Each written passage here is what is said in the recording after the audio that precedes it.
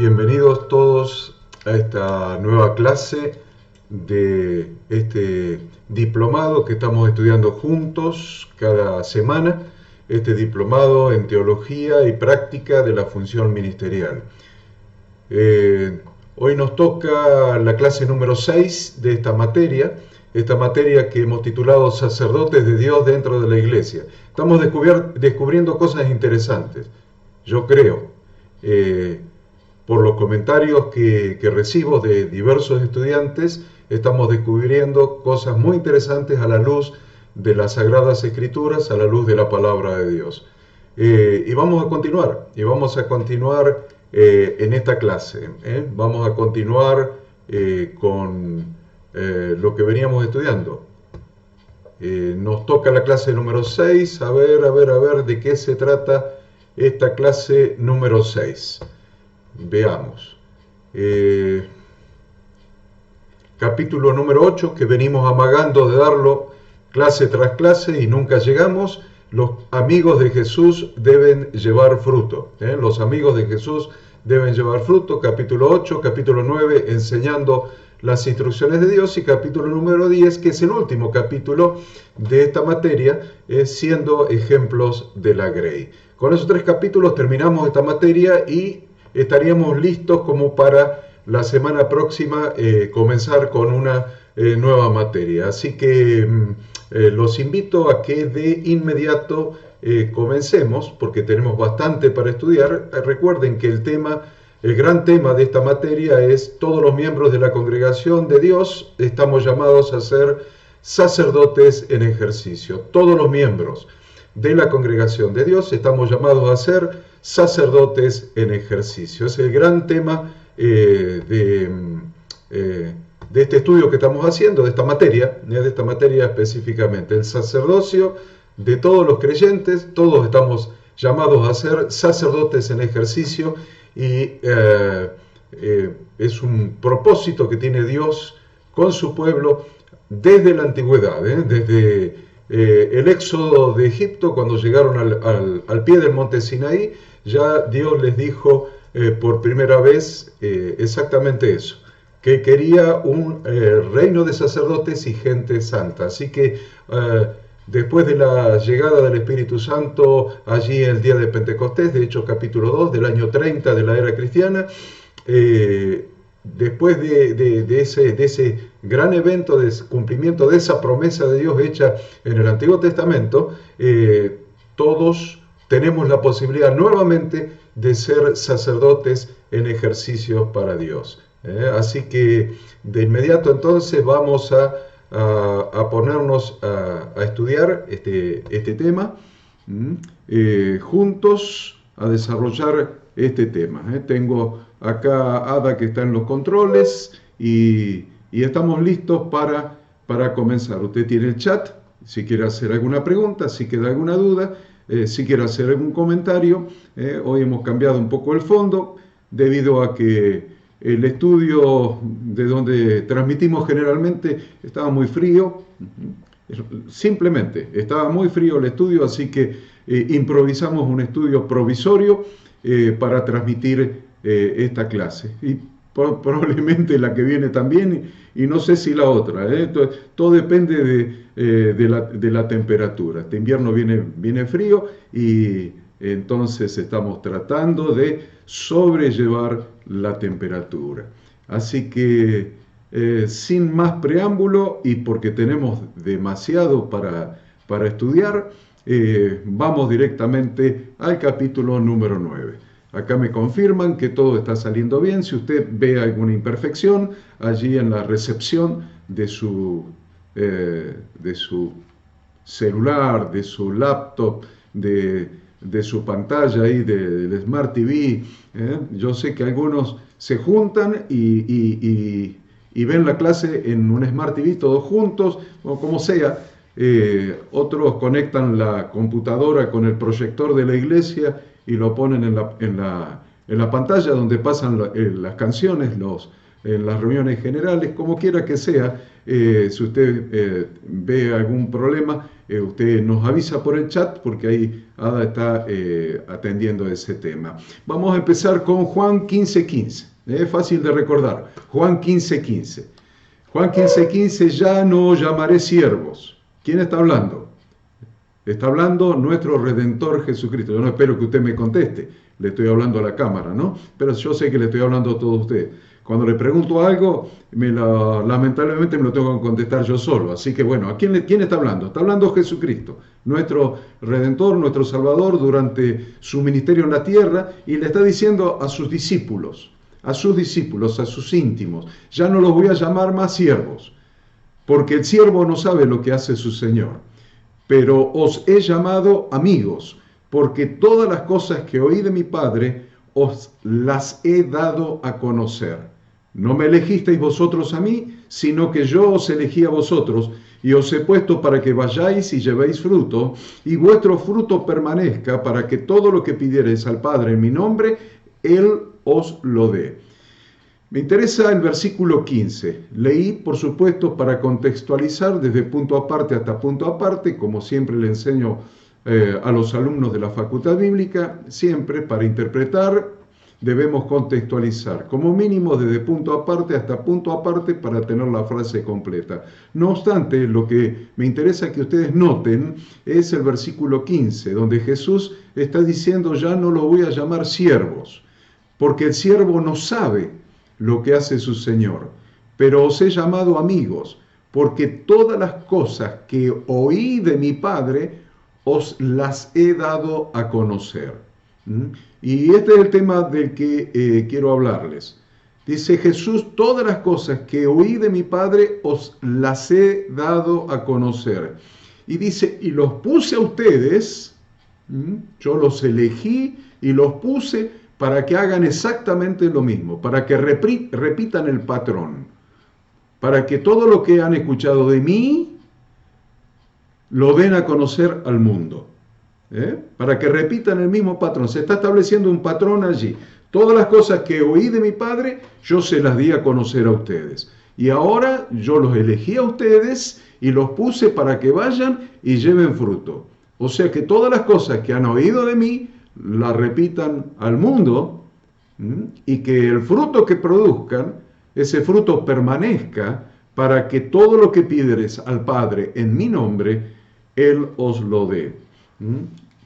Es muy interesante que Jesús nos puso para que llevemos fruto, pero si tomamos parcialmente, ¿ven? Por eso yo le contextualizo, siempre le digo, tenemos un contexto que se llama contexto inmediato y un contexto al que llamamos en hermenéutica contexto remoto. Entonces, como mínimo este contexto inmediato, cerquita, en el mismo capítulo, y desde punto aparte hasta punto aparte, nos está indicando que Jesús nos ha puesto para que vayamos y llevemos fruto. Entonces todo el mundo, al descontextualizar, piensa que las únicas formas de servir, de llevar frutos sirviendo al reino de Dios, sirviendo al Señor, es mediante el don de apóstoles, profetas, evangelistas o pastores y maestros. Y que no hay otra cosa.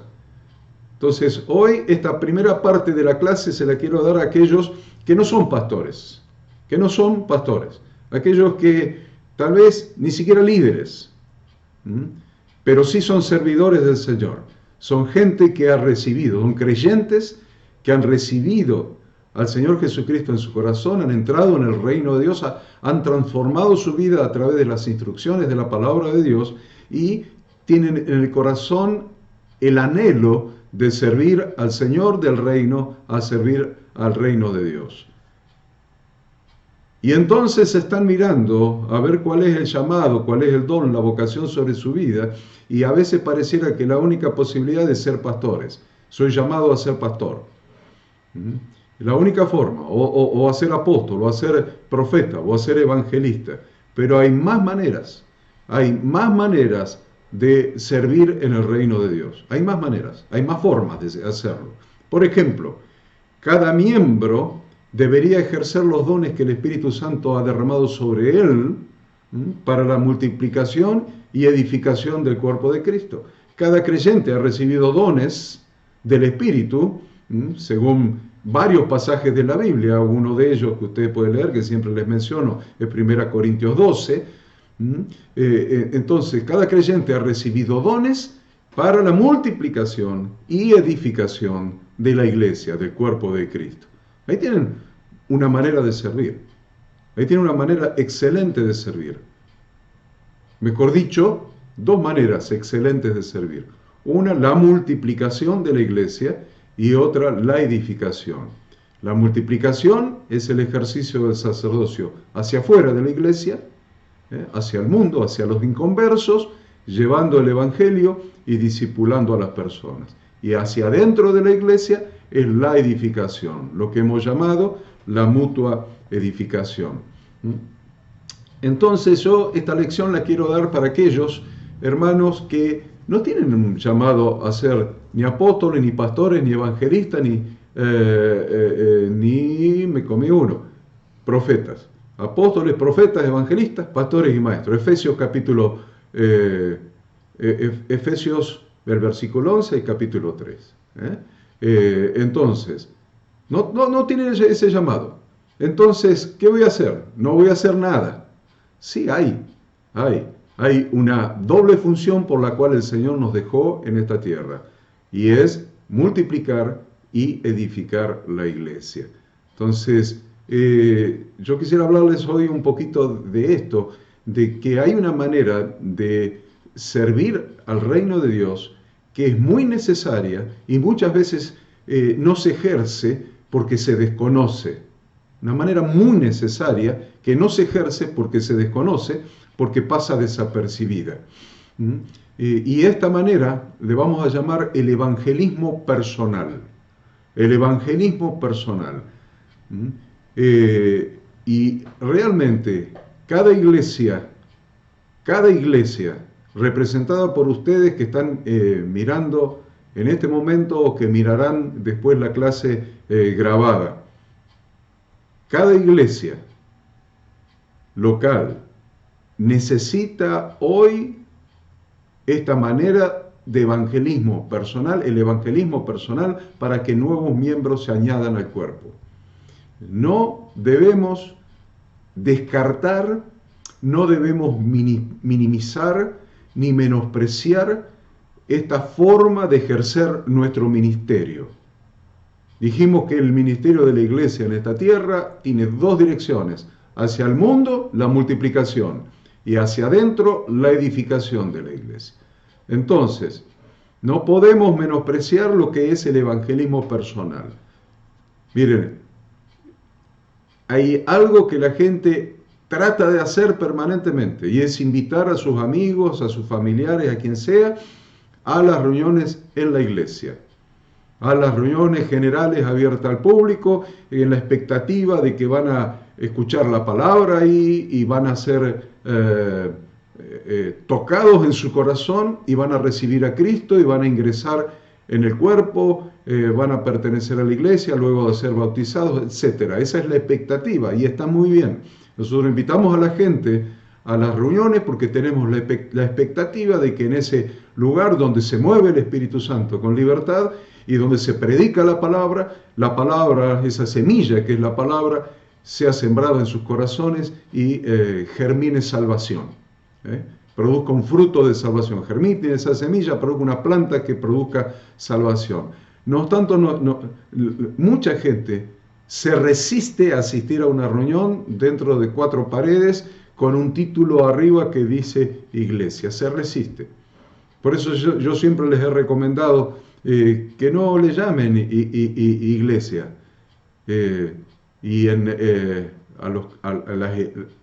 A los pastores que he instruido y que han plantado nuevas congregaciones locales, le llaman comunidades de fe. ¿Ven? Comunidades de fe. Comunidades de fe, ¿qué quiere decir? Un grupo de personas que cree en lo mismo. Una comunidad de fe. Una congregación. Una eclesía. Una quejilá.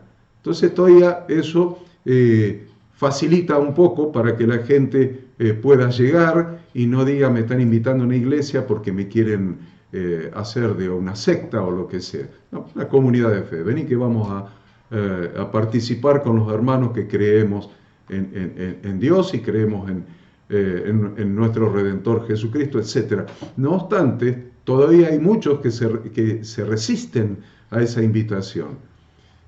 Por eso yo les estoy haciendo énfasis en esta enseñanza, en este capítulo, a lo que es el evangelismo personal. Estoy poniéndole el énfasis en el evangelismo personal. Y yo les aseguro que en este momento, quienes estén dispuestos a servir al reino de Dios mediante el evangelismo personal, están cumpliendo un ministerio sacerdotal enorme, valioso, que va a tener remuneración de parte de Dios, que va a tener premio, que va a tener grande galardón en los cielos por las almas que reciban a Cristo, por las almas que pasen de muerte a vida, por las almas que pasen de las tinieblas a la luz, a su luz admirable. Entonces, de eso quiero hablar, porque Jesús nos habló, miren, habló, os los he dado a conocer. Lo que escuché de mi Padre se lo di a conocer a ustedes. ¿De qué manera lo dio a conocer? Lo dio a conocer mediante el habla, mediante la palabra fluyendo de la boca. La palabra fluyendo de la boca. La palabra de Dios fluyendo de la boca de nuestro amado Maestro, nuestro Redentor. Jesús nos habló la palabra del Padre. Él dice que todas las cosas que oyó del Padre, Él nos dio a conocer a nosotros. Entonces, este texto y muchos otros de los evangelios y de toda la Escritura, pero de los evangelios, viendo a nuestro Redentor cómo ejerció su ministerio en la tierra, nos demuestra que las palabras que se dicen son muy importantes. Las palabras que se dicen son muy importantes para Dios, para las personas y también para nosotros. Jesús agrega que ahora nos toca a nosotros. Dice, los elegí a ustedes. Bueno, a nosotros, a los elegidos, nos toca ir y llevar fruto que permanezca, para que todo lo que pidamos al Padre en oración, en el nombre del Hijo, Él nos lo dé. Jesús habló. De eso quiero hablarles hoy, en esta lección. Habló, de hablar. Jesús habló a la gente palabras inspiradas por el Padre. Jesús habló a la gente palabras inspiradas por el Padre. Miremos los 4 evangelios y vamos a ver a Jesús hablando palabras inspiradas por el Padre a través de su Espíritu Santo que habitaba en el Hijo, palabras de ánimo, palabras de consuelo, palabras de consejo, palabras de corrección, palabras de arrepentimiento, palabras de fe, palabras de instrucción. Así hablaba Jesús las palabras del Padre. Estas palabras de Dios que hemos recibido de parte de Jesús, ahora es nuestra obligación darlas también a otros. ¿De qué manera? Él las dio hablando. ¿Cuál es la manera que nos ha dejado a nosotros? Darlas hablando. Le estoy hablando de hablar. Estoy hablando de hablar. Entonces, la palabra que Jesús habló, que dijimos que era de ánimo, de consuelo, de consejo, de corrección, de arrepentimiento, de fe, de instrucción, ahora nosotros tenemos esas mismas palabras para hablarlas a través de nuestra boca, que son las palabras que cada creyente, que cada sacerdote que quiera servir al Señor, cada creyente, aunque haya entrado en el reino de Dios hace 1 mes, 2 meses, 3 meses, la semana pasada, no importa cuándo, cada creyente tiene la posibilidad de empezar a ejercer su sacerdocio, hablando palabras de ánimo, de consuelo, de consejo, de corrección, de arrepentimiento, de fe y de instrucción. Pero no solamente es necesario estar dispuestos a hablar la palabra. Tan importante como estar dispuestos a hablar la palabra es hablarla en el momento, con la forma, al destinatario y con el contenido adecuado. Vamos otra vez. Tan importante como estar dispuestos a ser testigos, hablar la palabra de Dios, es hablarla en el momento adecuado, con la forma adecuada, al destinatario correcto y con el contenido, adecuado. Entonces, las preguntas que nos debemos hacer es tiempo, hablarla en el momento adecuado. ¿Qué tiene que ver el momento? ¿Con qué tiene que ver? Con tiempo. Entonces nos tenemos que preguntar en relación con el tiempo. La forma, el destinatario, dijimos, y el contenido. ¿Con qué preguntas tienen que ver cada una de estas 4 aspectos que tenemos que considerar para hablar con eficacia, para que la palabra de Dios sea sembrada y produzca fruto en los corazones? ¿Con qué tiene que ver? ¿Qué preguntas están relacionadas con estos 4 aspectos? A ver, tiempo, dijimos en el momento, tiempo, cuándo decir, forma, cómo decir, destinatario, a quién decir, a quién hablar, y contenido, qué decir.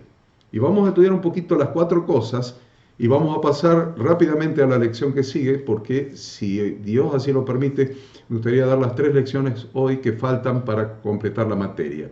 Así que vamos primero al tiempo, momento, tiempo. ¿Cuándo decir? Tenemos la palabra de Dios anidando en nuestra mente y en nuestro corazón, y tenemos al Espíritu Santo en nosotros que hace que fluya esa palabra, y porque Jesús lo dijo, recibiréis poder cuando haya venido sobre vosotros el Espíritu Santo. ¿Poder para qué? Para hacerme testigos en Jerusalén, en toda Judea, en Samaria y hasta lo último de la tierra. Por lo tanto, necesito determinar el tiempo. ¿Cuándo hablar la palabra? El momento es muy, muy importante, ya que esa palabra especial, esa palabra de Dios, esa palabra que viene de parte de Dios mismo, no puede ser dicha ni antes de tiempo ni después de tiempo. ¿Me entiende? Esa palabra de Dios no puede ser dicha ni antes de tiempo para que produzca el fruto necesario. No puede ser dicha ni antes de tiempo ni después de tiempo. Muchas veces no debemos apresurarnos a hablar porque podríamos pasar por entrometidos. ¿Y este qué se mete? ¿Qué le importa? ¿Qué sabe? ¿Ve? Entrometido. No nos podemos apurar a hablar. Pero tampoco nos podemos retrasar para hablar. Porque hablar retrasados, es como arrojarle un excelente salvavidas a alguien que ya se ahogó. Entonces miren la importancia del momento justo. Si te anticipas, vas a pasar por entrometido. Pero si no la decís a tiempo y te atrasás, por ahí la persona se ahogó y le estás tirando un salvavidas a alguien que ya no tiene remedio, que ya no puede ser rescatado porque se ahogó. Es muy importante ser sensibles a la oportunidad. Acuérdense de la palabra oportunidad. Si usted busca en el diccionario la palabra oportunidad, oportuno quiere decir en tiempo. En tiempo. Eso quiere decir la palabra oportuno. Oportuno en tiempo, en el tiempo exacto, en el tiempo justo. Por eso el libro de Eclesiastés empieza, el primer versículo del capítulo 3:1, le va a decir que todo tiene su tiempo. Todo tiene su tiempo. Todo tiene su tiempo justo. Y todo lo que se quiere debajo del cielo tiene su hora. No nos podemos adelantar a esa hora ni atrasarnos de esa hora. Por eso Proverbios dice, el hombre se alegra con la respuesta de su boca y la palabra a su tiempo, cuán buena es. Ese texto es extraordinario. Es Proverbios 15:23. El hombre se alegra con la respuesta de su boca y la palabra a su tiempo, cuán buena es. Entonces, tengamos la sensibilidad de ser instrumentos de Dios en los momentos de necesidad de las personas, para llevarles la palabra oportuna. Muchas veces Dios permite que las personas caigan en necesidad, y usted dice, ¿por qué siempre a mí me tocan todos aquellos que están desesperados, que están necesitados, que están en problemas? ¿Por qué me tocan siempre a mí? Eso es que Dios te está poniendo personas en el tiempo exacto para que siembres en su corazón su palabra. Te la está poniendo en el tiempo exacto. Dios permitió eso y te la puso al lado para que vos en ese tiempo siembres la palabra de Dios. Entonces va a ser una palabra sembrada oportuna, en tiempo, en el tiempo correcto, en el tiempo adecuado, en el tiempo exacto donde la tierra del corazón de las personas está preparada para que esa semilla sea plantada en ese momento, en ese tiempo, en esa oportunidad, para que germine, crezca y dé fruto. Entonces, lo primero que dijimos es tiempo, oportunidad, cuándo decir, cuál es el momento. La segunda cosa que tenemos que tener en cuenta en nuestro evangelismo personal, no se olviden que estamos hablando de evangelismo personal que cada persona de cada congregación puede ejercer. Cada persona de cada congregación puede ejercer evangelismo personal. La segunda cosa es la forma, cómo decir, cómo hablar, cómo transmitir, cómo sembrar esa palabra. Dice Proverbios 25:11, manzana de oro con figuras de plata es la palabra dicha como conviene. Forma, ¿qué forma? Como conviene. ¿Cómo decir? Como conviene. Y dice Proverbio que la palabra dicha como conviene es manzana de oro con figuras de plata. Manzana de oro con figuras de plata. Es la palabra dicha como conviene. Entonces, esto se está refiriendo, dicha como conviene, a la forma cómo hablar, cómo decir, cómo sembrar esa palabra de Dios en el corazón.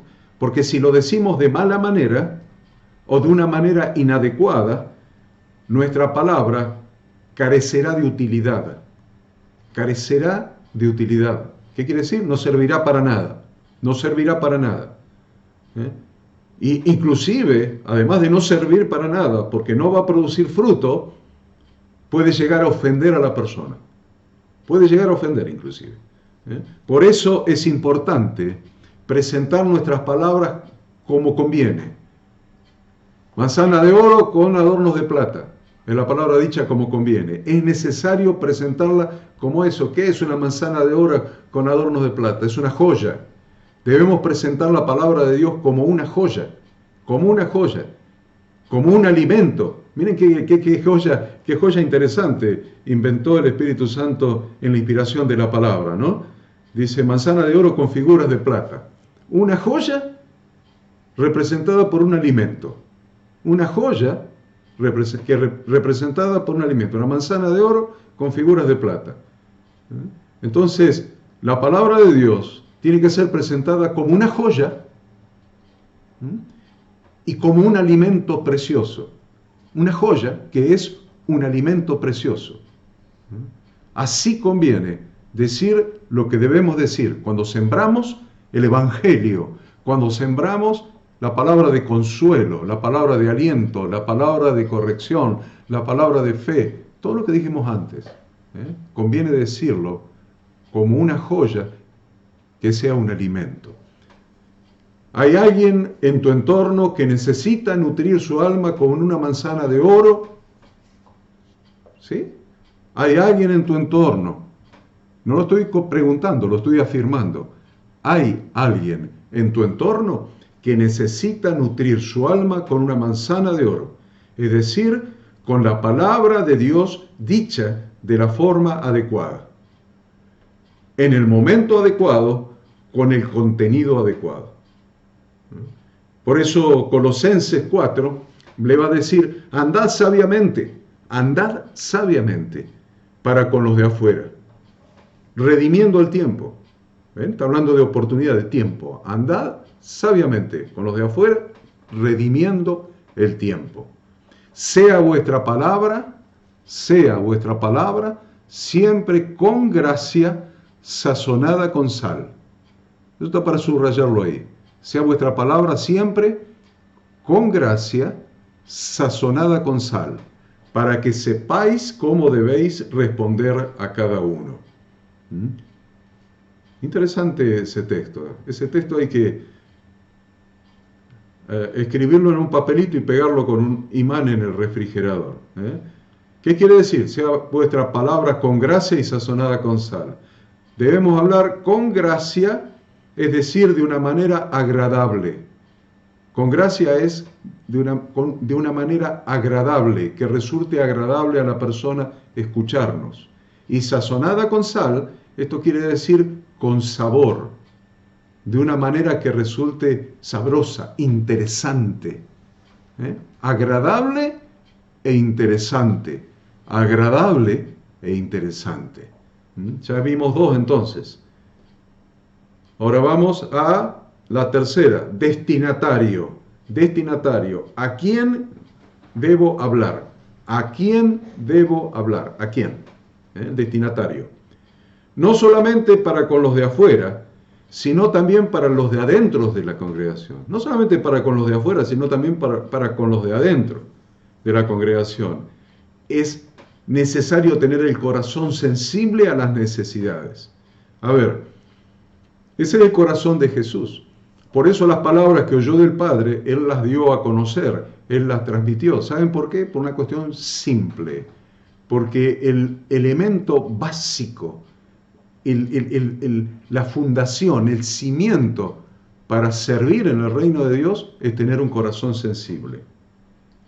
Lo repito, el elemento básico, esencial para servir en el reino de Dios es tener un corazón sensible.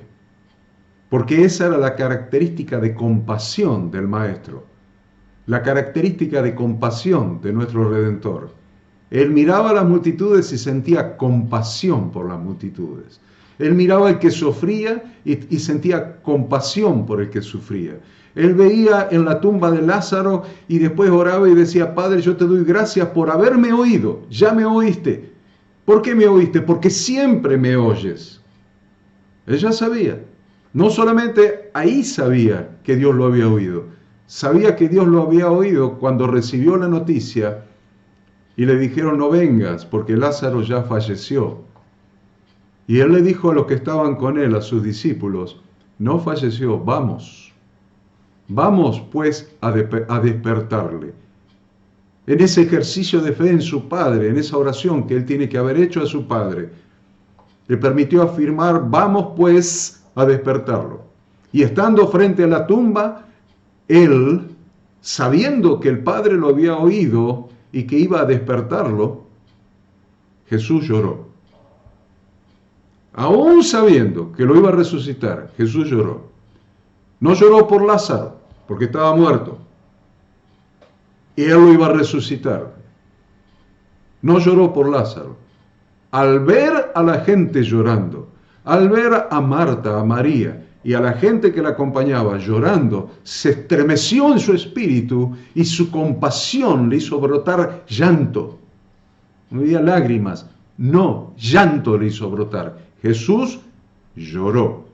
Si nosotros no tenemos compasión por las otras personas, si no logramos desarrollar empatía, sufrir con el que sufre, llorar con el que llora, dolernos con el que tiene el corazón dolido, el que tiene el corazón quebrantado, sufrir por el que se pierde.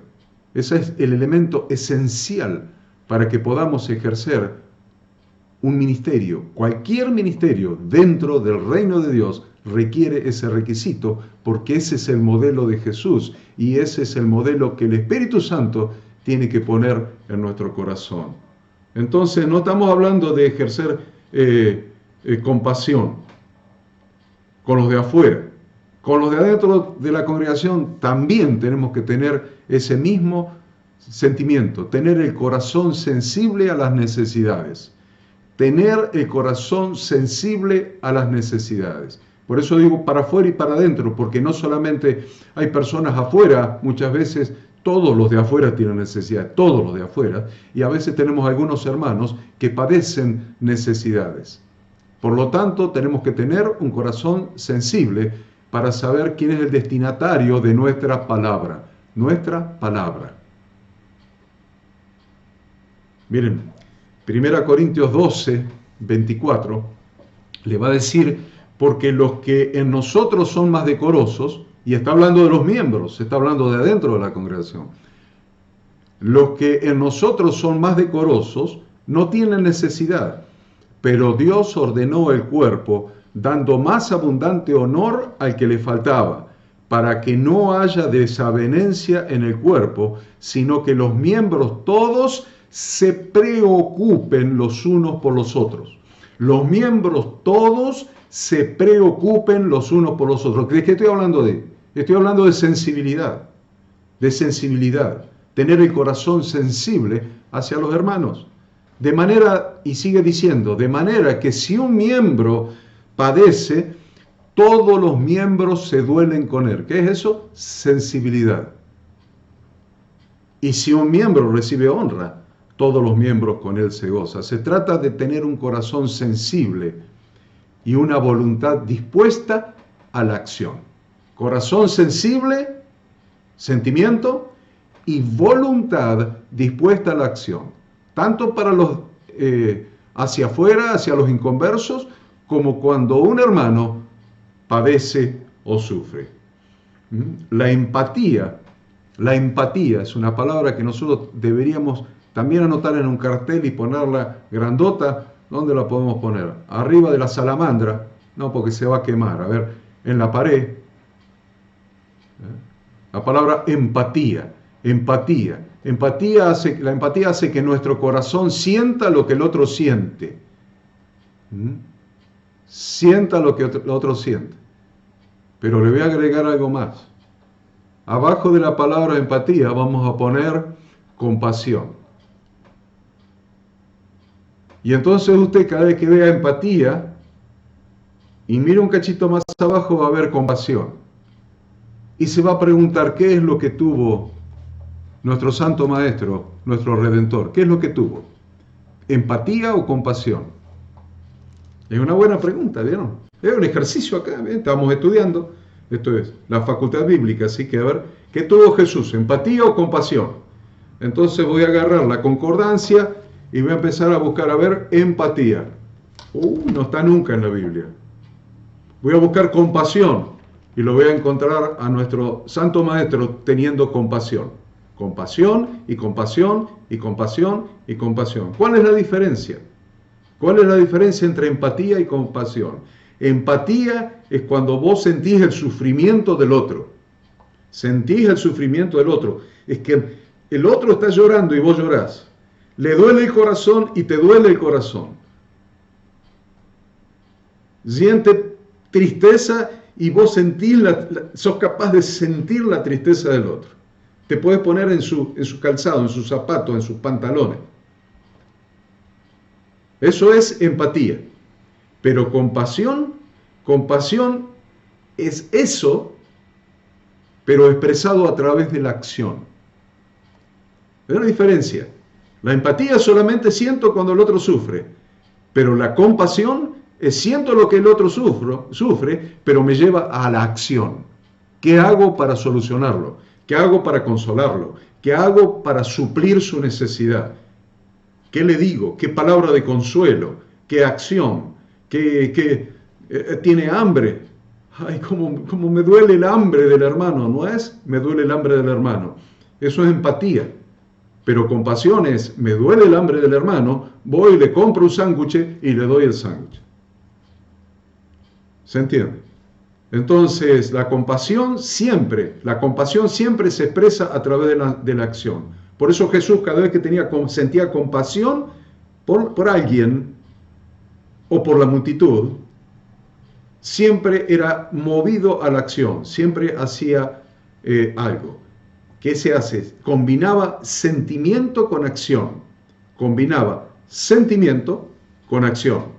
Jesús tenía compasión de la gente y, entre otras cosas, producto de su compasión por el sufrimiento de la gente, ¿qué hacía? Les enseñaba muchas cosas. Qué interesante que lo que hacía no era lo que nosotros esperaríamos, a lo mejor, de multiplicar los panes, los peces, las pizzas, los asados.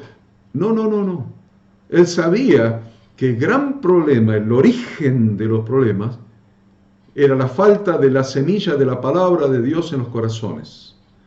Él sabía que el origen, la génesis, de donde surgían todos los problemas que la gente tenía, era la falta de las instrucciones de Dios en su corazón y en su mente. Y entonces, ¿qué hacía? Empezaba a enseñarles las instrucciones de Dios para que su vida se ordenara y diera en el blanco.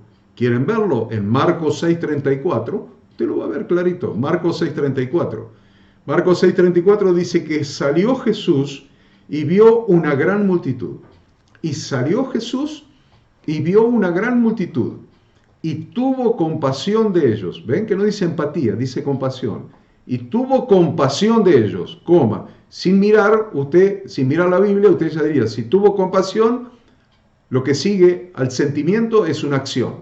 ¿Vieron cómo aprendimos algo? Si tuvo compasión, lo que sigue al sentimiento va a ser una acción. Y miren después la coma. Porque eran como ovejas que no tenían pastor. Y comenzó a enseñarles muchas cosas. Y comenzó a enseñarles muchas cosas. Ahí tienen la acción, producto de la compasión. ¿Cómo los vio? Los vio como ovejas que no tenían pastor. Los vio desorientados. Los vio desordenados. Los vio sin horizonte, sin futuro, sin esperanza, sin fe, sin un camino para recorrer. Los vio enfermos, los vio pobres espiritualmente, pobres físicamente, enfermos, abatidos, dominados por el imperio romano. ¿Y qué hizo Jesús? Comenzó a enseñarle la instrucción de su Padre. Comenzó a enseñarle el camino. Comenzó a enseñarle la verdad. Comenzó a enseñarle la vida. Comenzó a enseñarle las instrucciones de su Padre para que la vida de ellos dé en el blanco. Comenzó a enseñarles la Torá de su Padre. ¿Ven? Entonces, ¿de qué estamos hablando? Estamos hablando del destinatario. ¿A quiénes hablar? A los de afuera y a los de adentro. No dejemos, no permitamos que se nos pase desapercibida la necesidad de palabra de las personas. No dejemos que se nos pase desapercibida la necesidad de una semilla, de una siembra de la palabra de Dios en el corazón de las personas. No nos quedemos sin hacer nada por las personas acongojadas, sabiendo claramente que la congoja es el paso previo a la depresión. Y la depresión produce consecuencias hasta de muerte. Entonces, vemos personas acongojadas, no nos quedemos sin hacer nada frente a las personas acongojadas. Proverbio 12:25 dice, la congoja en el corazón del hombre lo abate. La congoja en el corazón del hombre lo abate, mas la buena palabra lo alegra. Tenemos la buena palabra para darle al corazón acongojado, a la persona que está abatida por la congoja. La buena palabra, la palabra de Dios, le traerá paz y le traerá gozo. Si tenés un corazón sensible, al sufrimiento del prójimo, a la necesidad del prójimo, y no solamente tenés un corazón sensible a la necesidad, al sufrimiento, a la congoja, al vacío en el corazón del prójimo, sino que tenés un corazón sensible también a la voz del Espíritu Santo hablando a tu corazón, Dios te usará para sanar, para alimentar espiritualmente y para dar consuelo y para dar paz. Porque producirá en vos frutos de labios,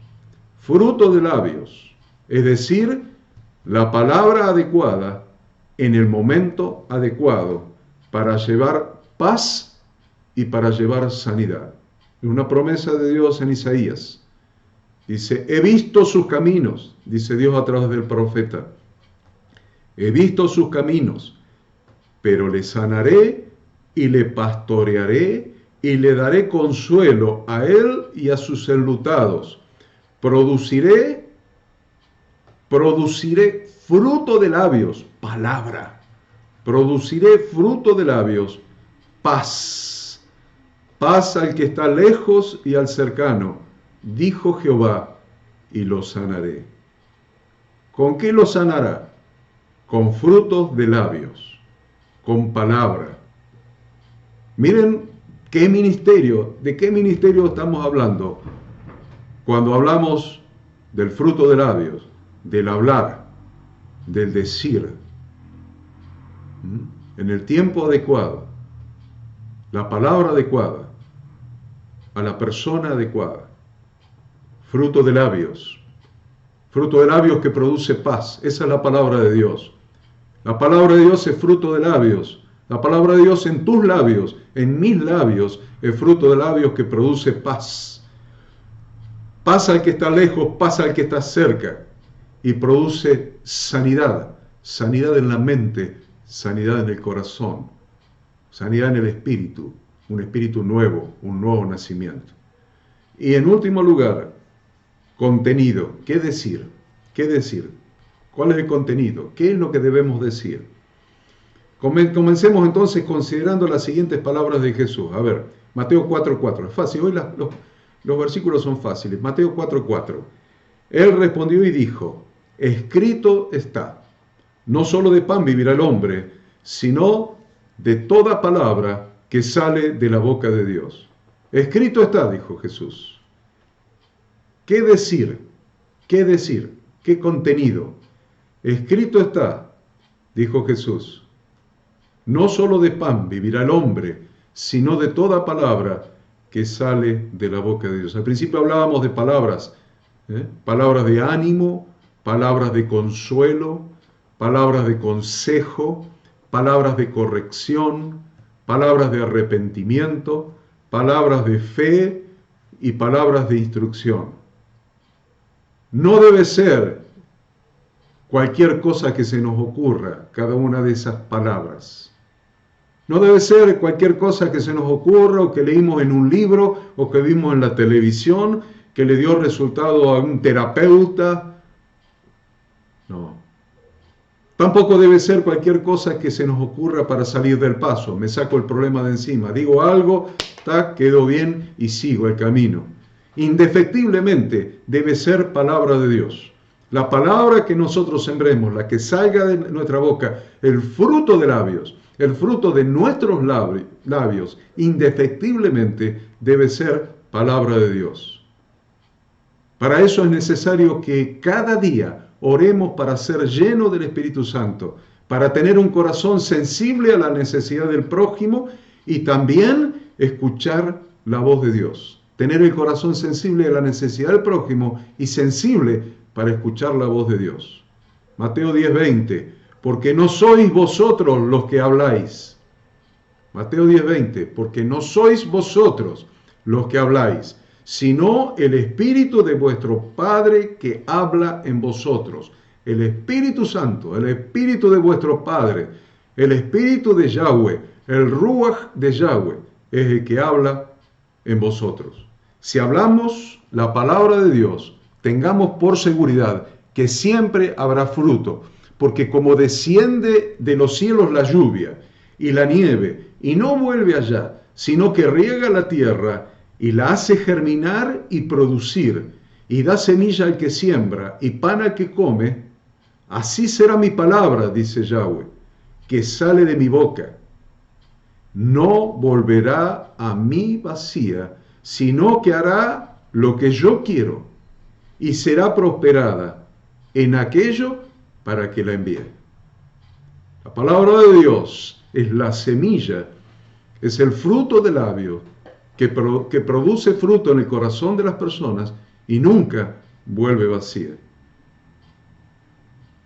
Tampoco debemos olvidar en nuestro ministerio, porque estamos hablando de nuestro ministerio sacerdotal hacia el mundo, Nuestro ministerio sacerdotal hacia el mundo, consolamos, damos palabra de aliento, de fe. Bueno, no nos olvidemos entonces del propósito fundamental del abrir de nuestra boca.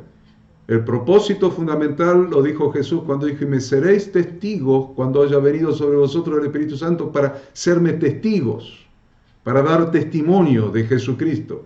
Por lo tanto, el propósito fundamental de nuestra palabra es traer a las personas a Dios a través de Cristo. El propósito fundamental de nuestras palabras tiene que ser traer las personas a Dios a través de Cristo. Porque eso le va a traer una solución definitiva aún a sus necesidades más profundas. Por eso el apóstol Pablo a Timoteo le decía: te encarezco delante de Dios y del Señor Jesucristo. Pablo a Timoteo: te encarezco delante de Dios y del Señor Jesucristo, que juzgará a los vivos y a los muertos en su manifestación y en su reino, que prediques la palabra. ¿Ven? Que prediques la palabra, que instes a tiempo y fuera de tiempo, redarguye, reprende, exhorta con toda paciencia y doctrina. Me encanta este texto que les voy a leer ahora. Esperen, en Romanos 10. Mas ¿qué dice? Cerca de ti está la palabra, en tu boca y en tu corazón. Esta es la palabra de fe que predicamos. Esta es la palabra de fe que predicamos. Que si confesares con tu boca que Jesús es el Señor y creyeres en tu corazón que Dios le levantó de los muertos, serás salvo. Porque con el corazón se cree para justicia, pero con la boca se confiesa para salvación. No debemos olvidar nunca que de la abundancia del corazón habla la boca, y que con la boca se confiesa para salvación. No solamente confieso a Jesucristo para salvación propia, o sea, de mí mismo, sino que cuando confieso y predico a Jesucristo y soy testigo de Él, por el poder del Espíritu Santo, sembrando palabra de salvación, sembrando el Evangelio del reino de Dios, también soy salvación para los que me oyen. Salvación para mí, confieso y me produce salvación, pero produce salvación a los que me oyen. Para que sea efectiva la palabra, debe llevar las personas a la fe. Para que sea efectiva, debe llevar a las personas al arrepentimiento y a la fe. Al arrepentimiento y a la fe. Por eso debemos hablar siempre palabras inspiradas por el Espíritu Santo. Porque dice que la fe es por el oír, y el oír por la palabra de Dios. Así que vamos a sembrar Biblia, no lo que se te ocurra, la palabra de Dios. Entonces, para terminar les voy a decir dos cosas. Necesitamos desarrollar dos cosas. Oído de sabios y lengua de sabios.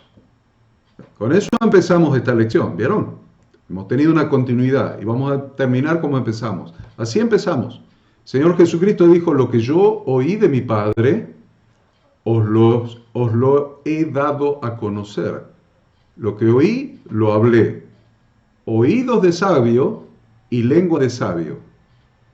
Oído de sabio y lengua de sabios. Isaías 50, 4 y 5. Isaías 50. Jehová el Señor me dio lengua de sabios, para saber hablar palabras al cansado. Despertará mañana tras mañana, despertará mi oído para que oiga como los sabios. Jehová el Señor me abrió el oído y no fui rebelde ni me volví atrás. Oído de sabios, lengua de sabios. En este pasaje que leímos de Isaías 50, 4 y 5, encontramos una enseñanza final para este capítulo que redondea todo lo que hemos dicho hasta ahora. Debemos desarrollar sensibilidad al Espíritu Santo para hablar su palabra. Y esa sensibilidad al Espíritu Santo incluye, primero, tiempo. ¿Cuándo decir? ¿Cuándo decir? Lo dice acá Isaías 50, 4 y 5. ¿Lo tiene ahí en su Biblia? Cuando el cansado lo necesite. La forma, o sea, ¿cómo decirlo? Con lengua de sabios. Tercero, destinatario, ¿a quién decir? al necesitado. En este caso menciona al cansado. Y cuarto, el contenido. ¿Qué decir? ¿Qué decir? Lo que el Espíritu Santo te da si oyes como los sabios. Primero hay que tener oído de sabio antes de llegar a tener lengua de sabio. Creo que ha sido productiva esta lección. Espero que sí. Y vamos a hacer un pequeño receso. Vamos a hacer un pequeño receso mientras cambia ahí la pava, el agua, ¿no? La hierba, lo que sea. Entonces, ahora seguimos. Regresando del receso, nos vamos a abocar al capítulo número 9, que es enseñando las instrucciones de Dios. Enseñando las instrucciones de Dios, y mucho me voy a temer que tal vez no terminemos hoy con la materia. Yo pensaba terminar hoy con la materia, pero veo que vienen lentos mis alumnos, vienen lentos mis alumnos. Así que me echen la culpa a mí, esto es culpa de todos, venimos lentos. Bueno, vamos a continuar y lleguemos, tal vez no terminemos el capítulo 9 hoy, o sí, vamos a tratar de terminarlo. Si no lo terminamos en la clase que viene, hacemos el 9 y el 10 y ya terminamos esta materia. Y lo estoy haciendo así porque muchos me han pedido que no me apure, que quieren ir tomándolo lento, firme, bien, seguro.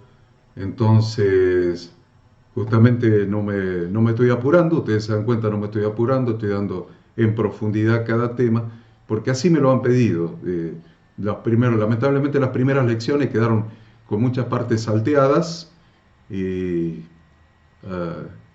me dijeron, ¿por qué las salteaste? Que era muy interesante haberlo dicho, y bueno, no me habían instruido los alumnos todavía, no me habían instruido acerca de cómo hacerlo. Ahora ya me instruyeron y entonces estoy tratando de hacer las cosas bien. Así que vamos a ver el capítulo 9, enseñando las instrucciones de Dios. Nosotros hemos entendido que hemos visto en las Escrituras, leyendo los Evangelios, que a nuestro Redentor, a nuestro Señor Jesucristo, a Jesucristo de Nazaret, lo seguía una gran multitud por donde quiera que iba. Lo seguía una gran multitud. A veces, en una oportunidad, dice, no tenían tiempo ni para comer y se fueron a hacer reposo y subieron a una barca y se fueron a la otra orilla, y cuando llegaron a la otra orilla ya estaba la multitud esperándolos allí. Lo seguía una gran multitud por donde quiera que iba. La mayoría de la gente lo seguía porque estaba abrumada por diferentes necesidades. Y ellos sabían perfectamente que en Jesucristo iban a encontrar la satisfacción de todas esas necesidades. Ahora, es muy interesante que a veces nosotros nos plantea la contradicción, ¿no? La contradicción de cómo si lo seguían grandes multitudes, el día de la fiesta de Pentecostés, allí en Jerusalén, en el año 30 de la era común, había 120 personas nada más en el aposento alto. Tuvieron 10 días seguidos, nada más que 120 personas. 10 días. 10 días ahí en el aposento alto hasta el día de Hechos capítulo 2. Como 120 nomás, si lo seguían grandes multitudes, y grandes multitudes en serio, porque lo apretaban cuando vino Jairo y una mujer le tocó el borde del manto, o cuando Zaqueo se subió al árbol porque ni siquiera lo podía ver, etc. Lo seguían realmente grandes multitudes. Pero Jesús sabía, Jesús no estaba equivocado, Jesús no estaba engañado acerca de cuál era la motivación, tema de motivación, cuál era la motivación por la cual los seguían esas grandes multitudes. Él sabía que que esas personas no lo seguían porque tenían un gran interés por el reino de los cielos. Oh, Señor, explícanos cómo es el reino de los cielos, porque nosotros queremos entrar adentro, queremos pertenecer al reino de los cielos, queremos hacernos parte de la iglesia, queremos ejercer nuestros dones y ministerios y queremos predicar el evangelio. No, Jesús sabía que no era por eso no estaban entre los 120. Como grandes multitudes, nada más quedaron 120. Jesús sabía que la gente los seguía motivada por sus necesidades insatisfechas. La gente los seguía motivada por sus necesidades insatisfechas. Ahora, queridos pastores, y ya vamos a hablarles a los pastores principalmente, pastores, líderes, servidores, hermanos de las iglesias que quieren servir al Señor, principalmente pastores. A ver, ¿por qué le parece a usted, querido pastor, que la gente viene a la reunión general abierta al público de cada domingo? ¿Para qué viene la gente? ¿Por qué viene? Porque le interesa el reino de Dios, le interesa su religión, porque la religión nuestra es mucho más interesante que las otras, porque esto es un conocimiento profundo de las verdades eternas, el propósito eterno del Altísimo. No, la gente que viene a las iglesias viene por sus necesidades, impulsada, motivadas por sus necesidades insatisfechas. Y Jesús sabía, era plenamente consciente de esa motivación de la gente, esa motivación de las grandes multitudes para seguirlo.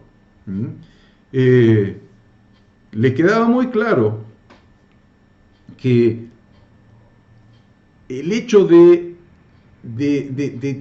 la gente pensar o creer que en él iba a encontrar satisfacción a sus necesidades, el hecho de que la gente creía que en él, y era cierto, porque él los sanaba, los alimentaba, le daba vista a los ciegos, resucitaba a los muertos, o sea, la gente sabía que en él iban a poder satisfacer sus necesidades.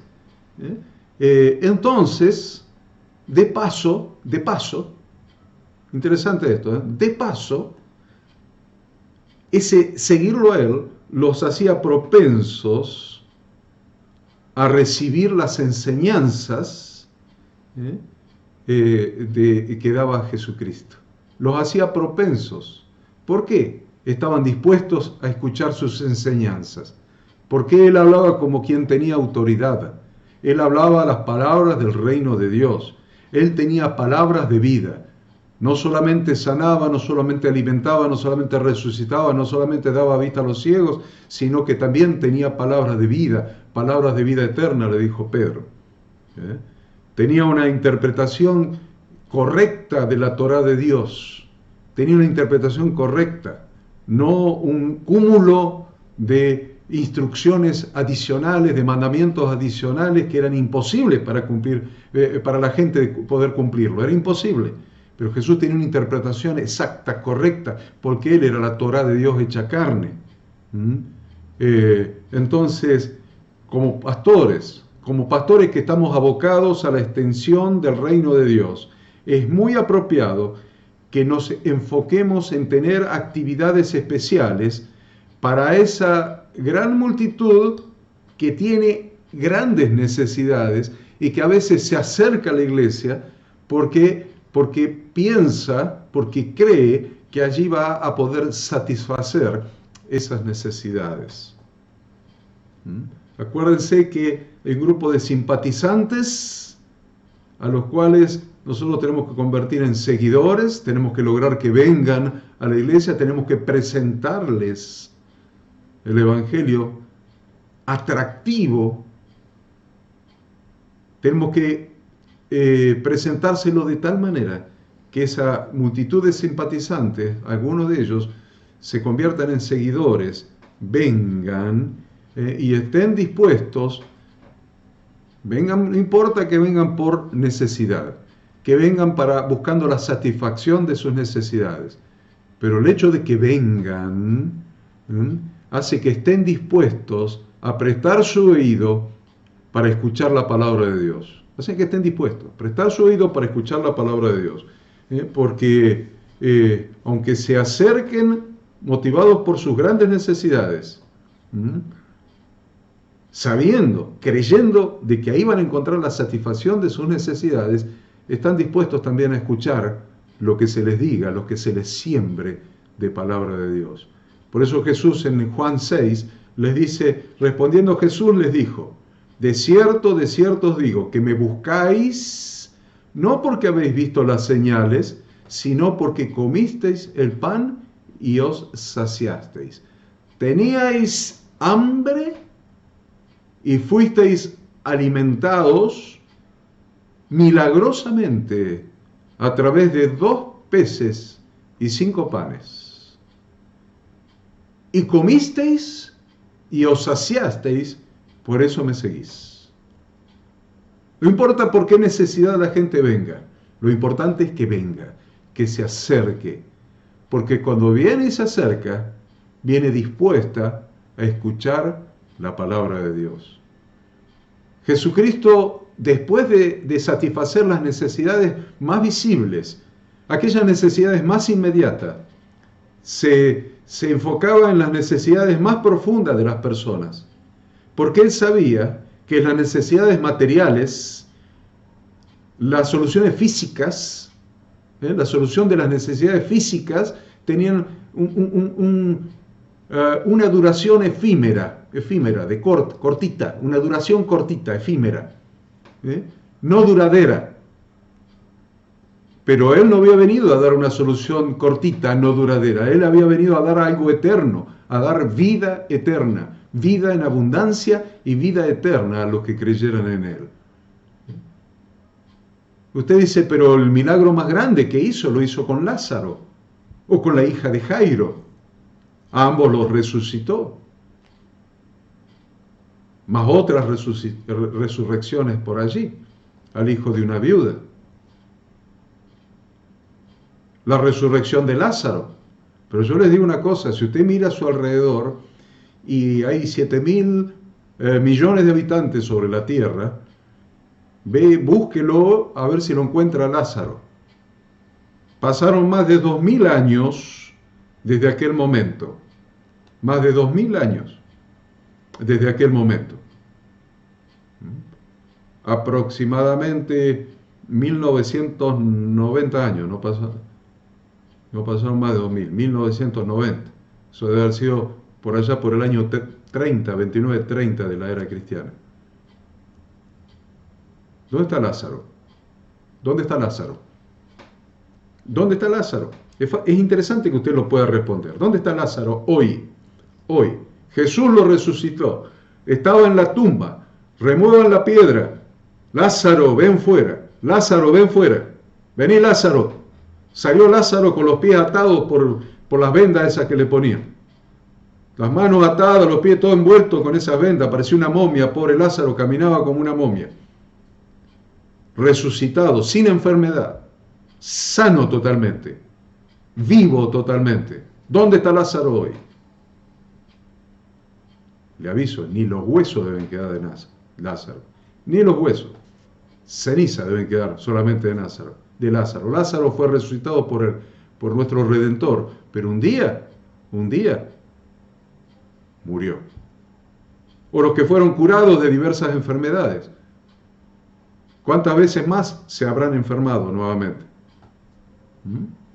O los que fueron alimentados milagrosamente por Jesús, después de un par de horas que hicieron la digestión, ¿no volvieron a tener hambre? ¿No volvieron a tener hambre? Y los ciegos que recibieron la vista,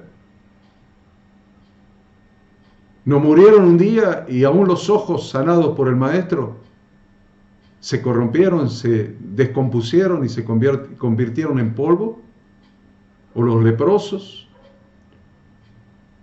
Aunque algunos han llegado a confundir esta realidad, Jesucristo no vino al mundo como sanador, no vino al mundo como sanador, sino vino al mundo como pastor. Jesucristo no vino al mundo como sanador, sino que vino al mundo como pastor. Por eso Él dijo, yo soy el buen pastor. El buen pastor su vida da por las ovejas. Él no vino como sanador, vino como pastor. Jesús sabía que satisfacer las necesidades que estaban más inmediatas, las que estaban más a la vista, las más evidentes, las que más se notaban y por las cuales las personas venían a Él, y Él las satisfacía, no era más que un medio para tenerlos más cerca, que vengan, un medio para tenerlos más cerca y sembrarles la palabra de su Padre, la palabra del reino de Dios. Arrepentíos y creed en el Evangelio. Arrepentíos porque el reino de los cielos se ha acercado. Vemos que hay otro nivel de necesidades que tiene la persona, que no son solamente esas necesidades por las cuales se acerca o puede venir el domingo a la reunión. No son solamente esas necesidades. La necesidad más importante que tiene hoy las personas que están lejos de Dios es ser instruidos y formados por la palabra de Dios. Se los voy a repetir. Las necesidades más importantes que hoy tienen las personas que están lejos de Dios y vienen a las congregaciones, la necesidad más importante es ser instruido y formado por la palabra de Dios. ¿Formado en qué? Formado en las instrucciones de Dios que producirán que su vida dé en el blanco. Formado en las instrucciones de Dios que producirán que su vida dé en el blanco. Por eso, en la primera parte de la clase, en el capítulo anterior, veíamos que decía que y salió Jesús y vio una gran multitud y tuvo compasión de ellos porque eran como ovejas que no tenían pastor y comenzó a enseñarles muchas cosas. Muchas cosas, léase la Torá de Dios, las instrucciones de Dios, las instrucciones del Padre, las instrucciones de Yahweh, para que la vida de las personas pueda dar en el blanco. Por eso hemos dicho que la palabra Torá en hebreo significa instrucción de Dios para que la vida dé en el blanco. La palabra Torá en hebreo, instrucción de Dios para que la vida dé en el blanco. Esas instrucciones de Dios están detalladas en sus leyes, sus ordenanzas, sus estatutos y sus decretos. En definitiva, en sus mandamientos, en sus instrucciones de vida. Todo esto constituye la instrucción del Padre para que la vida del ser humano dé en el blanco. Por eso es muy importante definir cuál era el ministerio de Jesús. ¿Qué ministerio ejercía Jesús? Muchos dirían, se la pasaba todo el día sanando y la noche sanando, o cuando predicaba decía arrepentidos porque el reino se ha acercado, o el reino de los cielos se ha acercado, arrepentidos y creen en el Evangelio.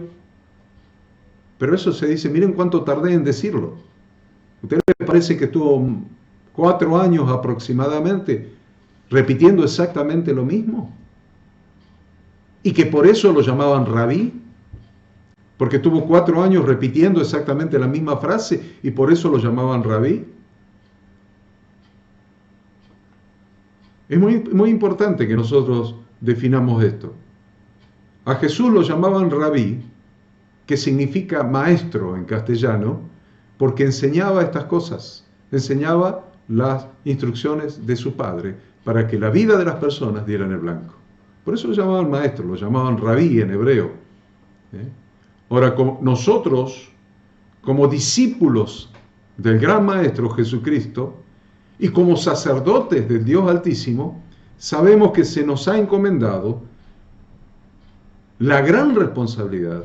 Queridos pastores, ahí están en un grupo. Dentro de un rato Walter me va a mandar la foto de ese grupo. Allá por Córdoba Capital hay otro grupo. Y no es que lo esté viendo a través de la cámara. Lo sé porque me lo han dicho, de todos los grupos que en diferentes lugares se están reuniendo para ver la clase. Entonces yo les digo a todos estos que me están mirando y a los grupos y a los que están mirando individualmente, que se nos ha encomendado a cada uno de nosotros, la gran responsabilidad de enseñar las instrucciones de Dios, de enseñar. Pero yo no soy maestro. Se nos ha encomendado la gran responsabilidad de enseñar las instrucciones de Dios para que las personas tengan un verdadero cambio de vida. Para que las personas tengan un verdadero cambio de vida. Esto es, un cambio de la manera de sentir, un cambio en la manera de pensar, que automáticamente se materializa en un cambio de la manera de vivir. Y este cambio lo produce solamente la palabra de Dios. Un cambio en la manera de sentir y de pensar. Y del sentimiento y del pensamiento surge la manera de actuar. Las acciones, la manera de proceder, la manera de actuar, surge de los sentimientos y de los pensamientos. Y lo que hace la palabra de Dios es ese cambio de la manera de sentir y la manera de pensar. Y si usted dice que no es así, le parece que yo estoy inventando, yo lo invito a que lea una vez por semana, no le digo todos los días, una vez por semana, durante el próximo mes, una vez por semana. ¿Cuántas semanas estamos hablando? 4 semanas. Una vez por semana lea completo el Salmo 119. Esta es la tarea que le voy a dar adicional, a ver, una tarea adicional. Una vez por semana durante el próximo mes. Empezamos hoy, julio. Durante este mes de julio, cada semana lea el Salmo 119 completo. Y dígame si la palabra de Dios no está dada por Dios para producir un cambio de sentimiento, de pensamiento y de acciones, de estilo de vida, para que la vida de la persona dé en el blanco, cumpla el propósito por el cual el Señor nos regaló la vida.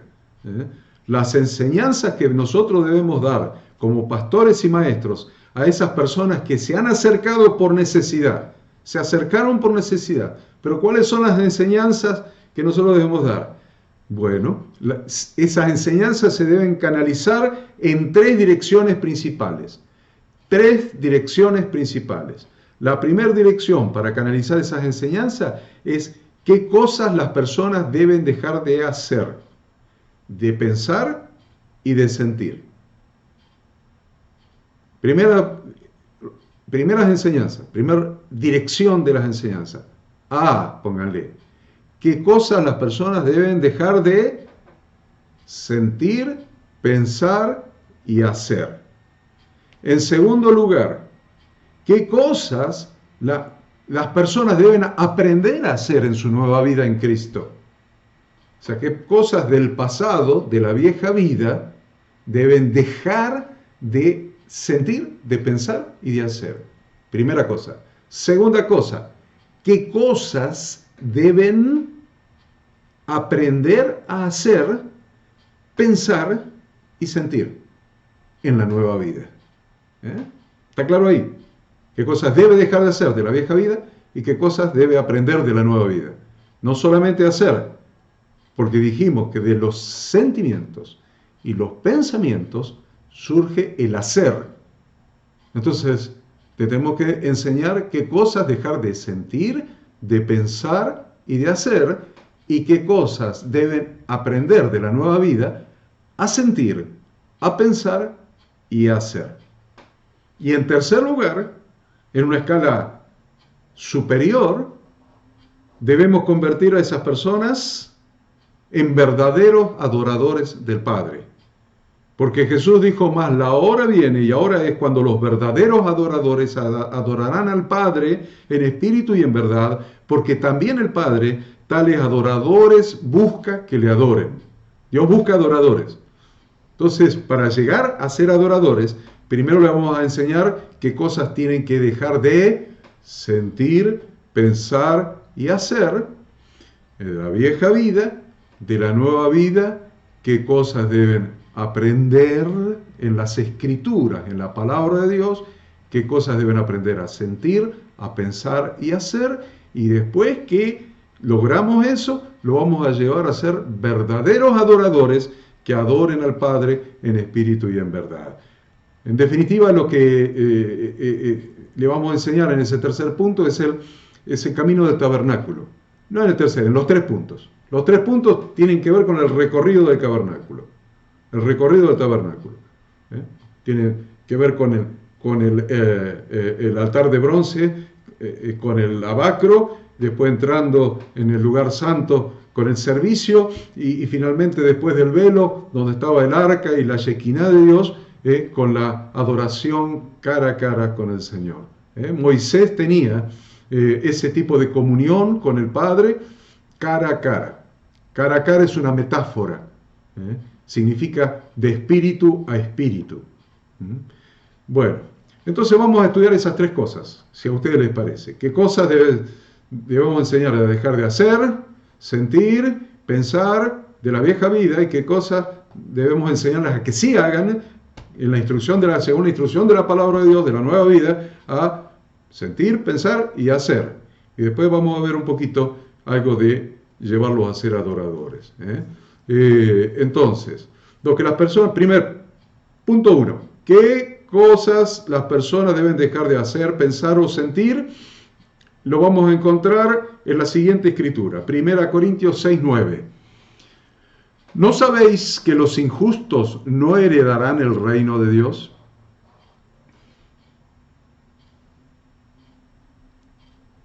Usted está pensando.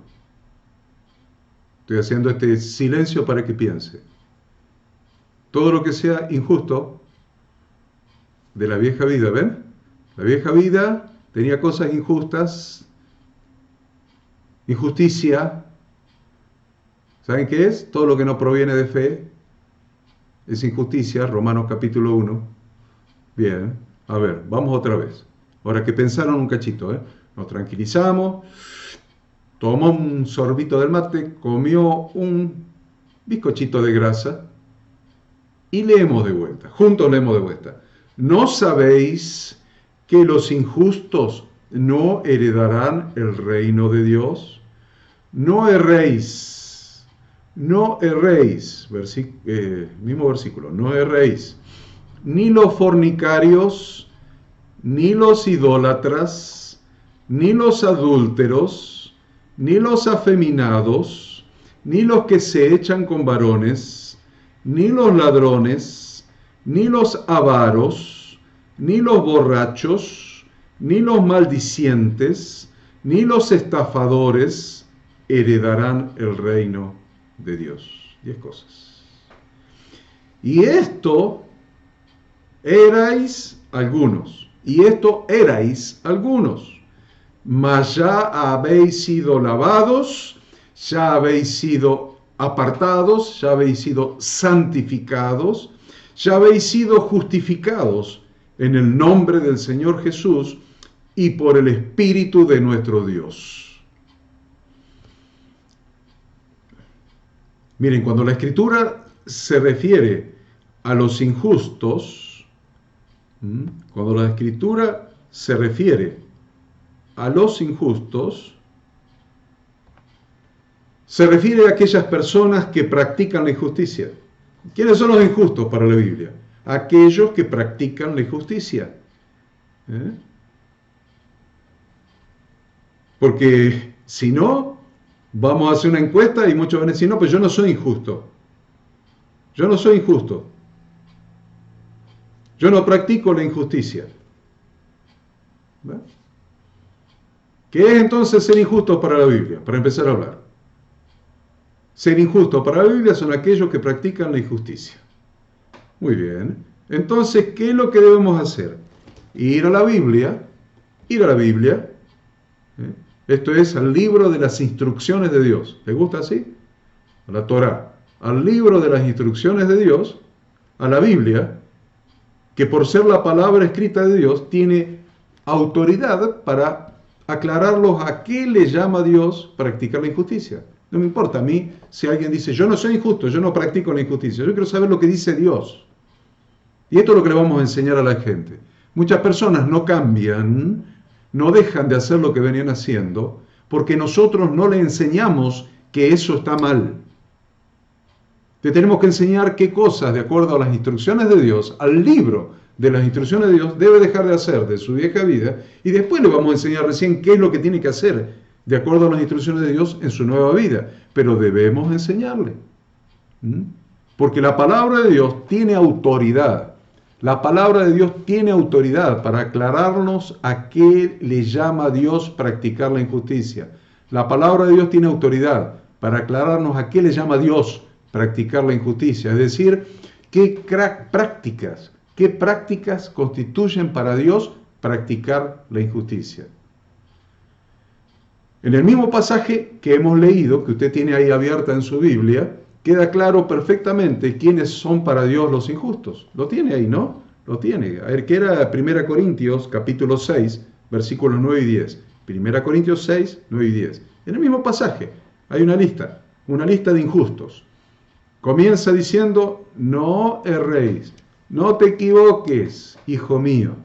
No te equivoques, hijo mío, dice Dios.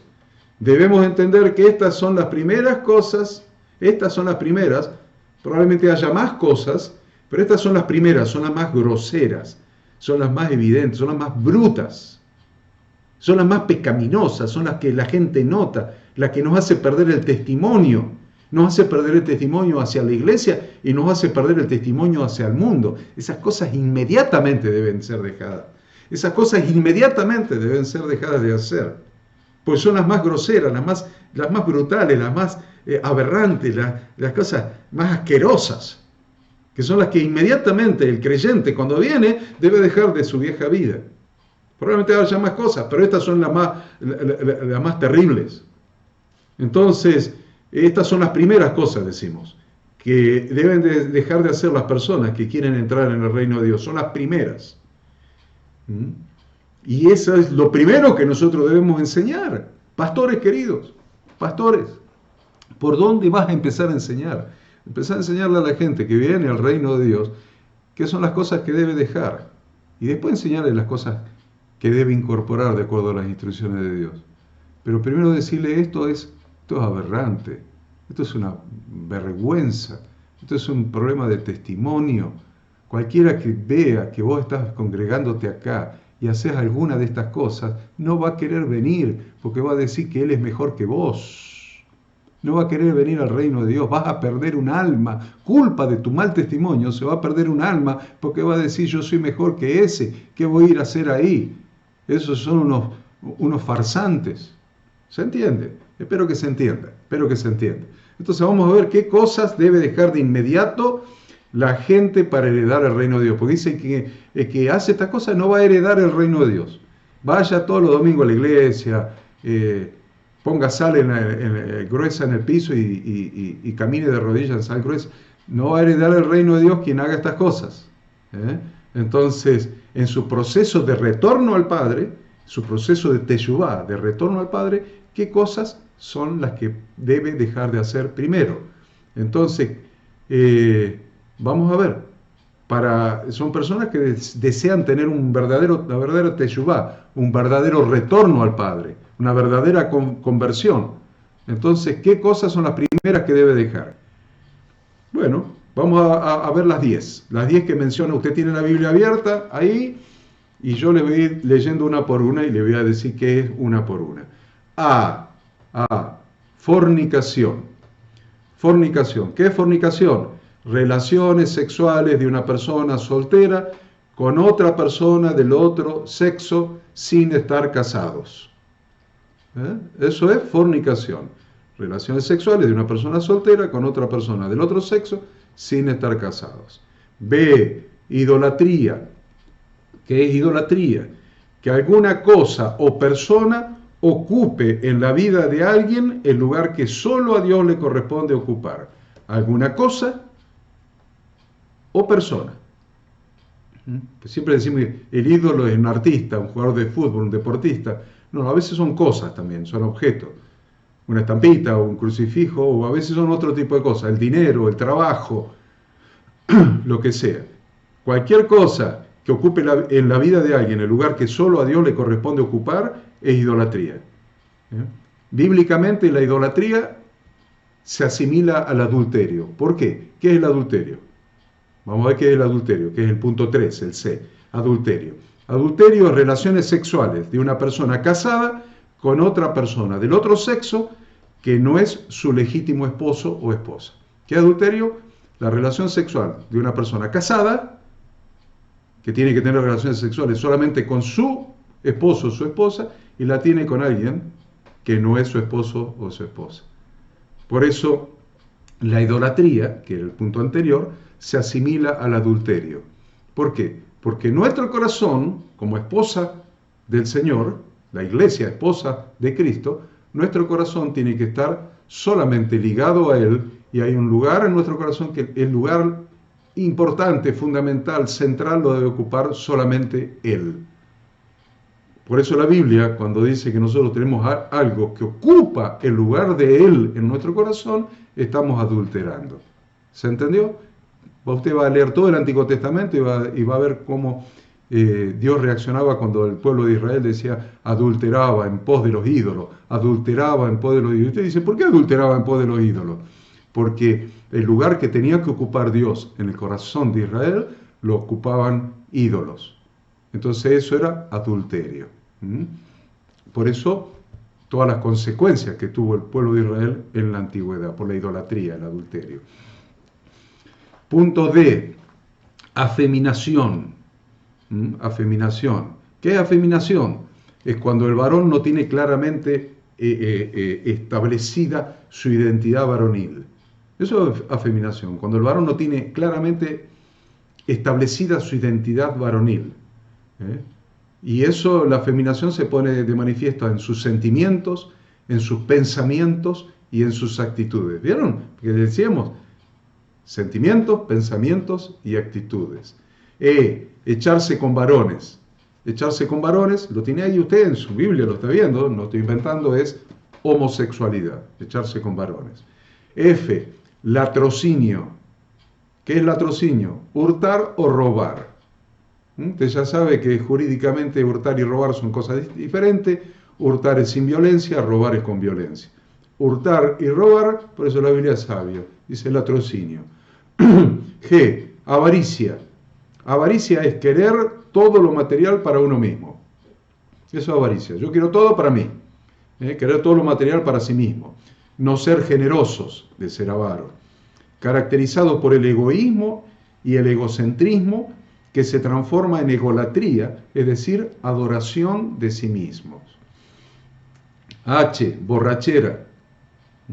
¿Qué es borrachera? Exceder el límite de la ingesta de bebidas alcohólicas. Ese dice el diccionario. Exceder el límite de la ingesta de bebidas alcohólicas. Eso es borrachera.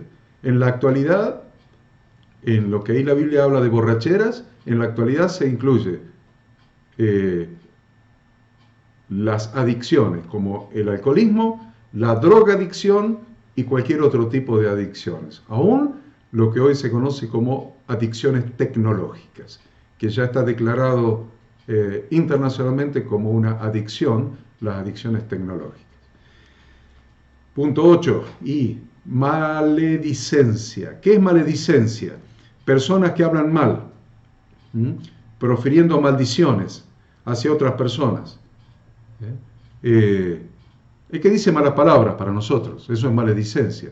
El que profiere maldiciones hacia otras personas, aunque las palabras y frases sean populares, se usen hasta en la televisión, y la gente no recapacita ni siquiera en lo que está diciendo, pero la Biblia dice, eso, cuando venís al reino, déjalo para afuera, porque eso es de la vieja vida, es lo que vas a tener que dejar de hacer.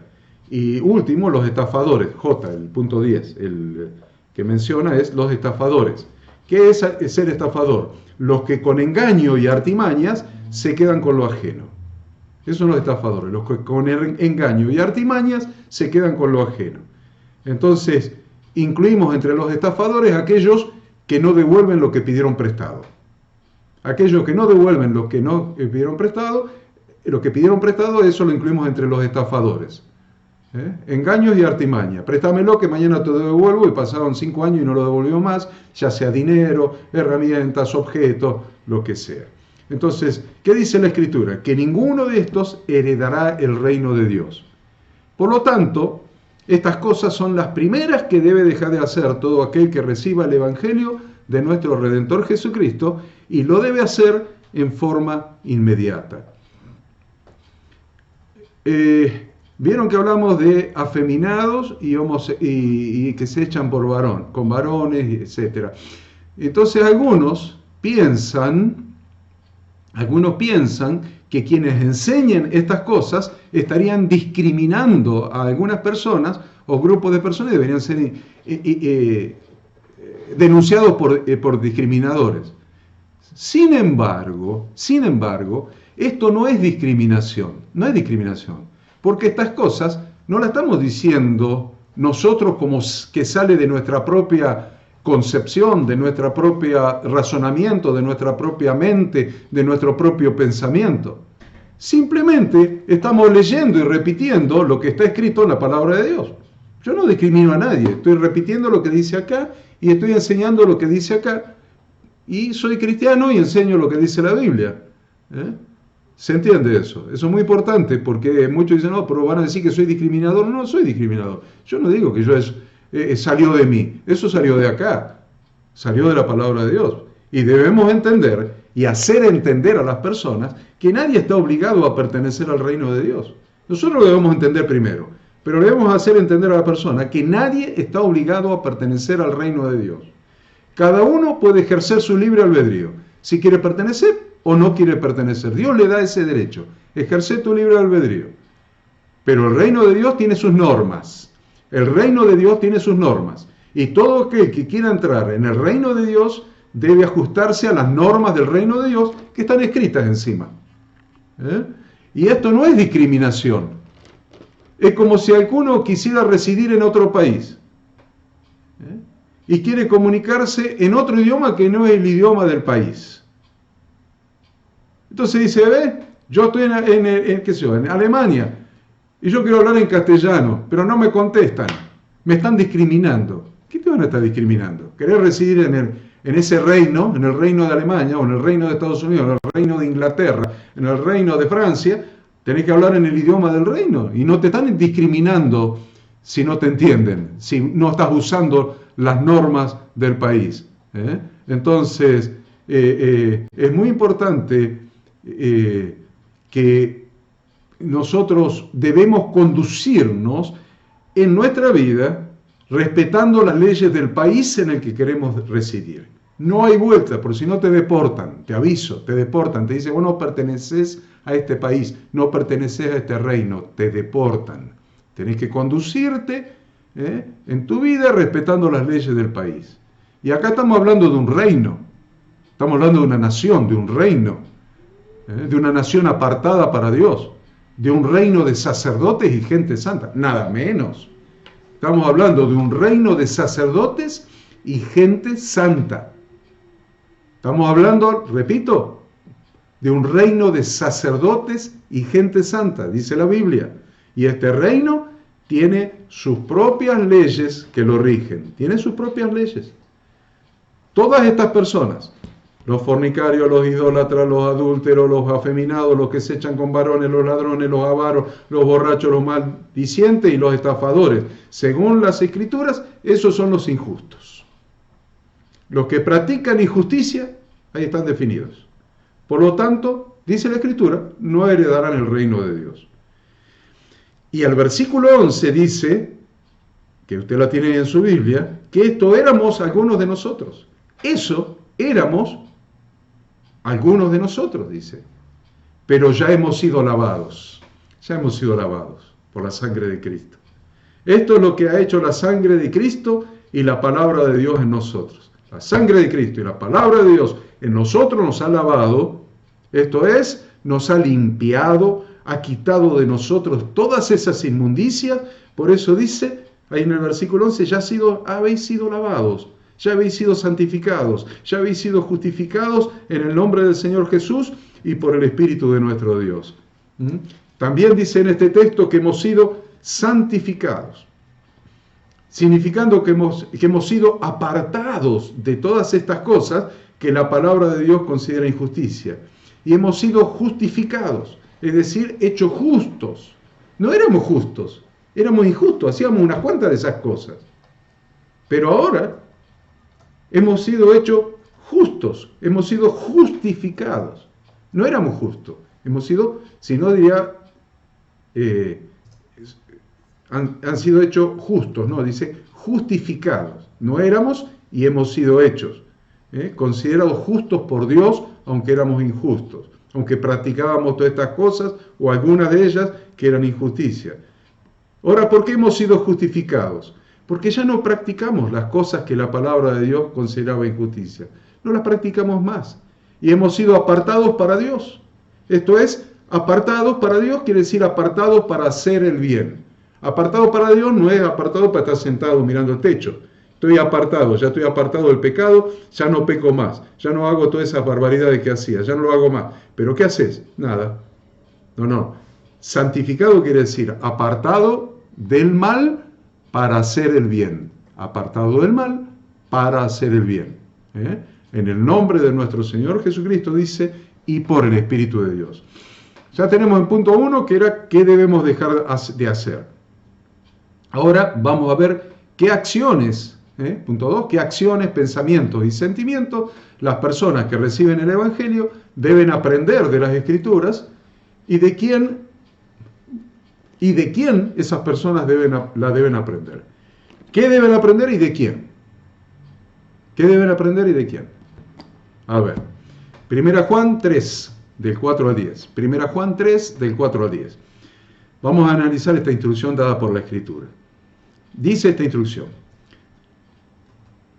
todo aquel que comete pecado, todo aquel que comete pecado infringe también la ley, pues el pecado es infracción a la ley. Yo quiero que vayan notando la palabra ley, Vayan ahí notando la palabra ley. Voy a empezar de vuelta para que noten la palabra ley. Todo aquel que comete pecado infringe también la ley, pues el pecado es infracción de la ley. Y sabéis que Él apareció para quitar nuestros pecados. O sea, Jesucristo apareció para quitar nuestros pecados y no hay pecado en Él. Todo aquel que permanece en Él no peca. Todo aquel que peca no le ha visto ni le ha conocido. Hijitos, nadie os engañe. El que hace justicia es justo, como Él es justo. El que practica el pecado es del diablo, porque el diablo peca desde el principio. Para eso apareció el Hijo de Dios, para deshacer las obras del diablo. Todo aquel que es nacido de Dios no practica el pecado. ¿Cuántas veces vio pecado ahí en la Escritura? Márquese pecado todas las veces. Todo aquel que es nacido de Dios no practica el pecado, porque la simiente de Dios permanece en él.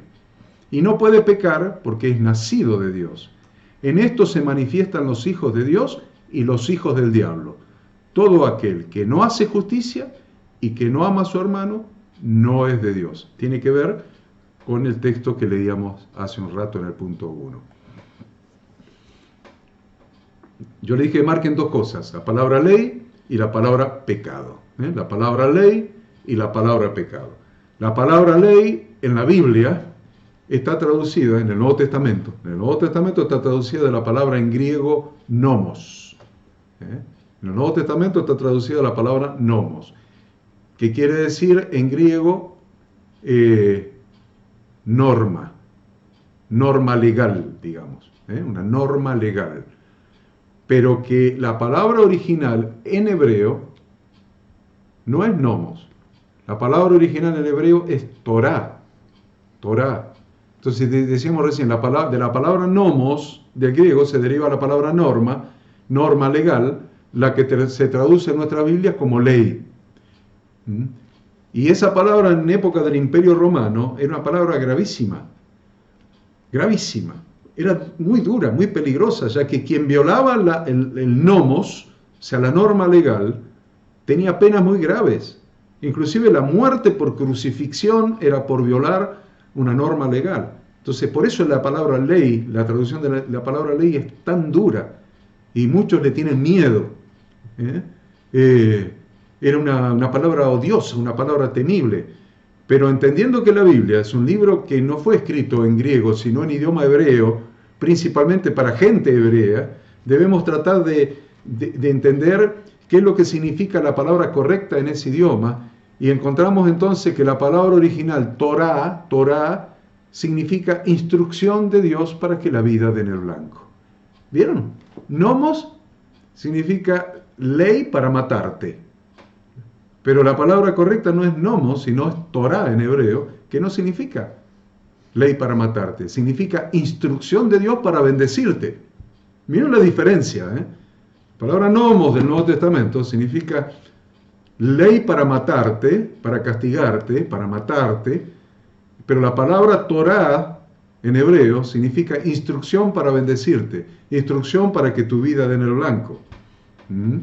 Entonces, sabiendo entonces que Torah es instrucción de Dios, vamos a hacer el ejercicio de cambiar el texto de la palabra ley que leímos recién por instrucción de Dios. Vamos, instrucción de Dios. A ver.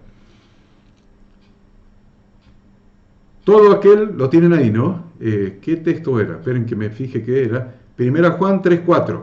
Muy bien. Entonces, todo aquel que comete pecado infringe también la instrucción de Dios. ¿Ven cómo suena diferente? Todo aquel que comete pecado infringe también la instrucción de Dios.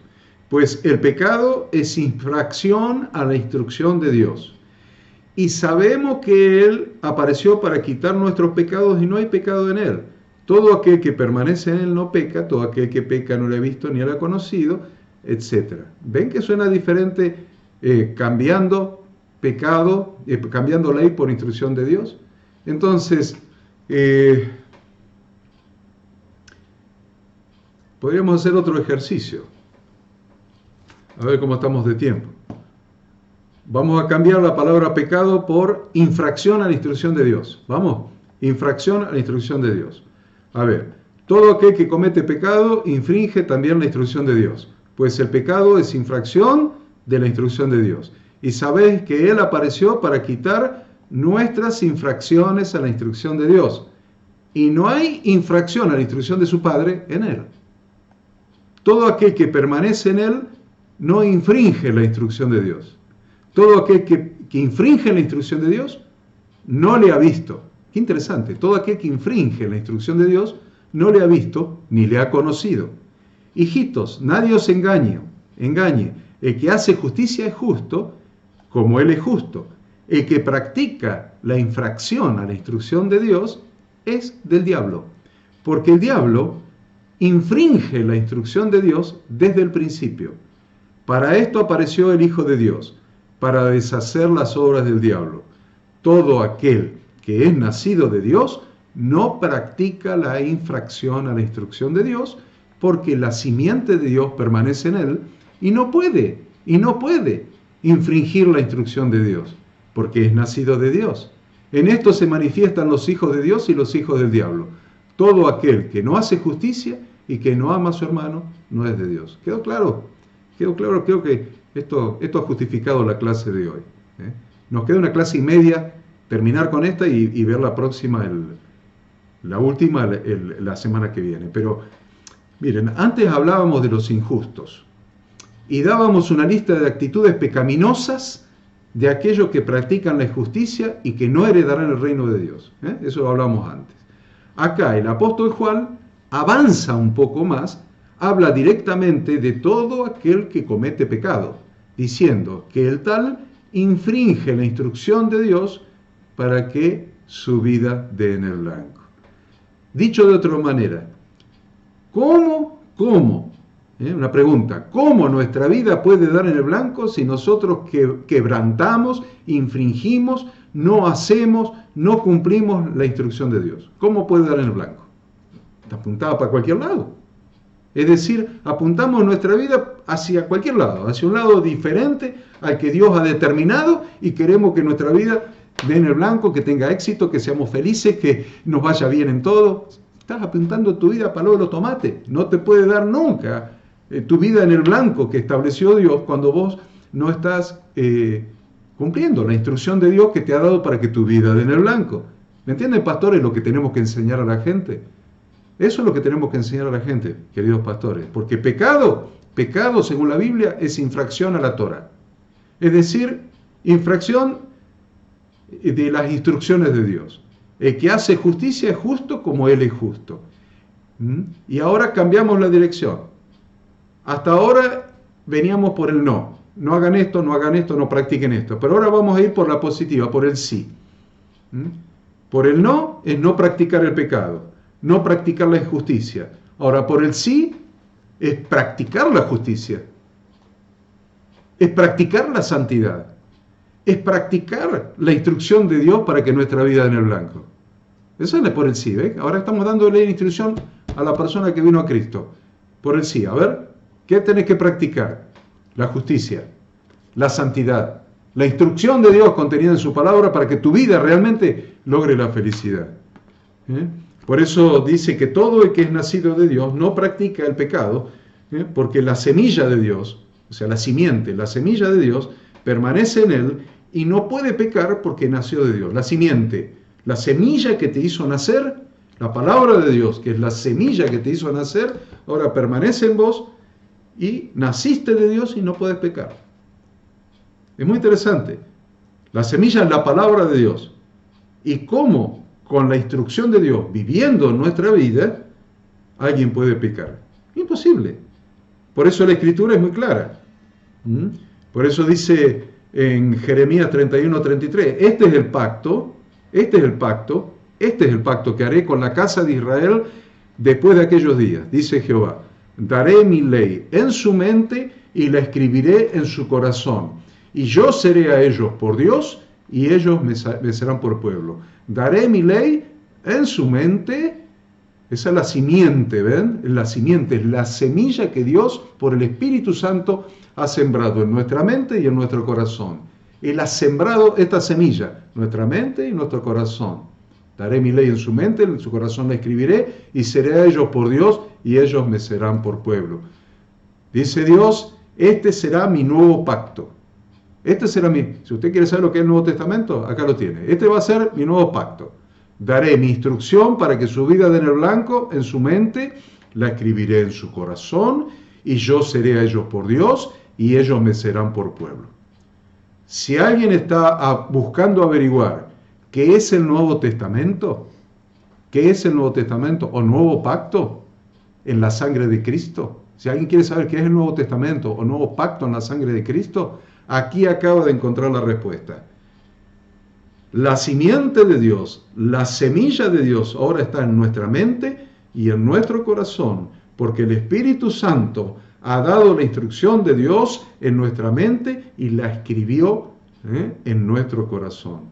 Entonces, ¿cómo un cristiano puede pecar teniendo la palabra de Dios en su mente y en su corazón? ¿Cómo puede pecar teniendo la palabra de Dios en su mente y en su corazón? Es imposible. Sabemos que del alma salen los pensamientos y los sentimientos. Del alma, cuerpo, alma y espíritu. El ser humano es cuerpo, alma y espíritu. Del alma salen los pensamientos y los sentimientos. O sea, de la mente salen los pensamientos y del corazón salen los sentimientos y ahí componemos el alma. Y en función de lo que sentimos y pensamos es lo que hacemos. Eso lo decíamos antes. En función de lo que sentimos y lo que pensamos es lo que hacemos. Entonces, si los pensamientos que tenemos en nuestra mente y los sentimientos que tenemos en nuestro corazón son la palabra de Dios, son la Torá, es decir, son las instrucciones de Dios, entonces no podemos pecar. No podemos pecar, porque está en nuestra mente y en nuestro corazón. Lo que va a salir nunca va a ser pecado, porque nuestros pensamientos y nuestros sentimientos están alineados con la palabra de Dios y van a impedir que actuemos de otra manera. No puede pecar porque es nacido de Dios, dice la Escritura, y termina diciendo, en esto se manifiestan los hijos de Dios y los hijos del diablo. Vamos a llegar hasta aquí solamente, nos queda el punto 3, no sé si nos queda mucho, no mucho, un poquito más para la próxima clase, sea el punto 3, y vamos a ver la lección, el último capítulo que nos queda para completar esta materia, y ya le vamos a mandar a los que se hayan inscrito, que hayan completado todos los trabajos prácticos y se hayan inscrito, le vamos a mandar la próxima materia que ya les voy a decir cuál es. Ustedes lo saben cuál es, lo saben mejor que yo cuál es. Así que yo les agradezco haber estado ahí en un día frío, un día invernal. Hemos estado juntos con un cambio de escenario, cambio de micrófono. Espero que me hayan escuchado bien, pues hemos cambiado todo. Hemos cambiado el micrófono, hemos cambiado el escenario, todo, porque acá está más calentito. Así que Dios los bendiga, Dios los guarde, Dios haga resplandecer su rostro sobre cada uno de ustedes, les dé paz, que el Espíritu Santo de Dios ilumine sus corazones, sus mentes, para que entiendan esto. Estas son instrucciones de Dios, pastores. Deberíamos darle, apenas viene la gente al camino, al reino de Dios, estas instrucciones, para que ellos no sufran, para que sus necesidades, no solamente físicas, sino espirituales, también sean satisfechas y empiecen a gozar de la paz y el gozo que solamente estar alineados con la palabra de Dios da al corazón. Dios los bendiga y los guarde. Amén.